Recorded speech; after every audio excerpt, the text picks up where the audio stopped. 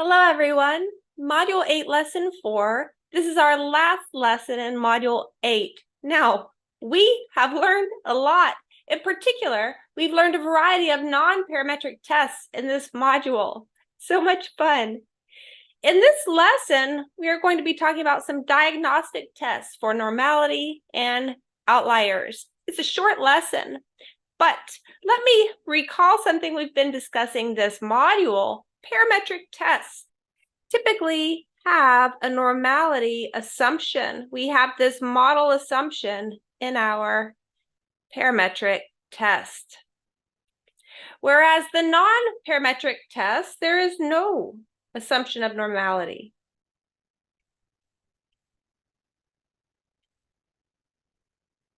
Therefore, if you're working with some data, you might want to know if it's reasonable that the data is normally distributed. So this is my first question. How can we tell if our data is normally distributed? Well, until now, we have two ways. Even after this lesson, these are two fantastic ways. I think of these as being visual, and we have done these this semester. We have the histogram, we have the QQ plot. Now, I created this PDF in Sweeve, and so I have both LaTeX and R in it. I think rather than moving to R, I will just discuss the commands and the output on my iPad. So let's look at an example where we can look at both a histogram and QQ plot as we would have done earlier this semester.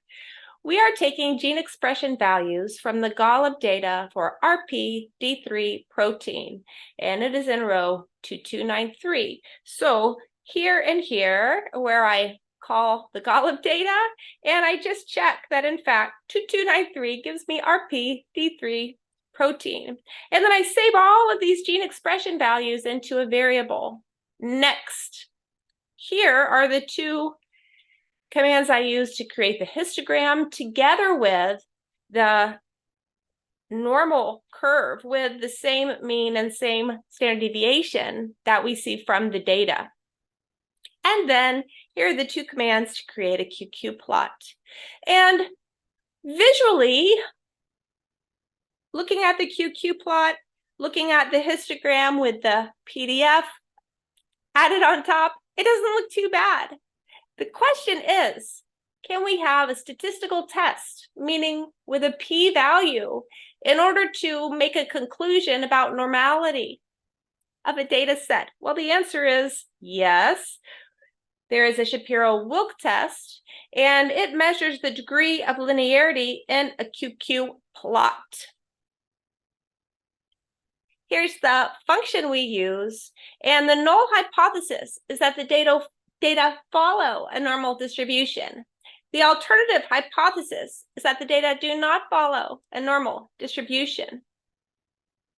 Okay, so here I have run the Shapiro test on this RP-D3 gene expression values from the Grubbs data. You notice my p-value here. It's certainly bigger than most reasonable alpha you would use. In particular, it's much bigger than alpha's 0.05. So here we fail to reject H0. We cannot say the data do not follow a normal distribution. So we kind of thought that looking at the histogram and the QQ plot, but now we have a test where we can fail to reject H0 based on this p-value. Let me just make a comment up here about this test. This test has low power when n, your sample size, is small. I will just say careful. So I tend to think that even with this test, it is still good to make a QQ plot and make a histogram when you're considering normality of your data. Okay, another test I would like to just briefly discuss is an outliers test. Generally, when data are not normally distributed, outliers may appear with large probability.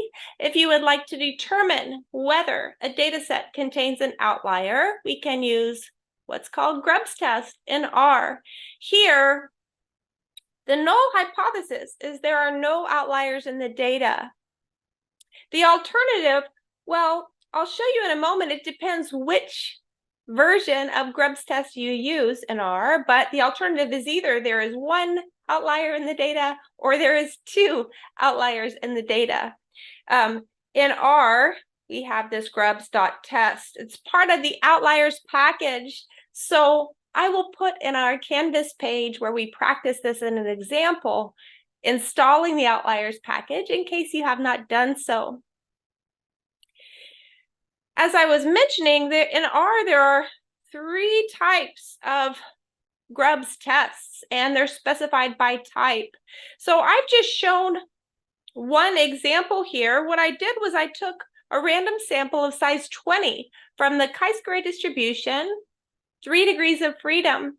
And then here's one Grubbs test, here's 2 Grubbs test, and here's the 3rd Grubbs test. And you can read the outputs. They are 3 different Grubbs tests. One test for one outlier, and you notice my p-value is small, okay? One test for 2 outliers, that's on the same side, and I get a very small p-value. And the 3rd version tests for one outlier on each side. So 2 outliers, but 1 on each side, and that one is not statistically significant. So this one, we would reject H0. This one, we would reject H0. And the 3rd one, we would fail to reject, just based on the p-values that we see. Well, this is all I wanted to mention in this short overview / short lecture video. I have a few examples in our Canvas pages of R to practice these tests, but that is the end of this module. Thank you so much, class.